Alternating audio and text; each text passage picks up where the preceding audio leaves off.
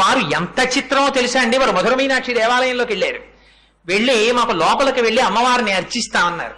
అంటే అర్చకులు అన్నారు, మీరు లోపలికి వెళ్ళడానికి వీల్లేదు, మీరు ఎంత పీఠాధిపతులైనా సరే మీరు బయట నించోండి, మేము అర్చన చేస్తాం మీ పీఠం తరపునన్నారు. అలాగా అన్నారు. శిష్యుడి చేతిలో కొబ్బరికాయ ఉంది, ఆ కొబ్బరికాయ ఇలా ఇమ్మన్నారు. చేతిలోకి తీసుకుని కుడి చేతిలో పెట్టుకుని అమ్మవారి ఎదురుగుండా కొబ్బరికాయ పెట్టి మంత్రాలు చదివారు. అమ్మవారిలో ఉన్న జీవగల కొబ్బరికాయలోకి వెళ్ళిపోయింది. కొబ్బరికాయ చేత పట్టుకుని విడిచి వెళ్ళిపోయారు. వెళ్ళిపోయి కొబ్బరికాయ సింహాసనం మీద పెట్టి పూజ చేసేస్తున్నారు. మధుర మీనాక్షి అమ్మవారి విగ్రహం చరిత్రలో ఎన్నడూ లేని విధంగా వెలవెలపోయి హడిలిపోయారు అర్చకులు.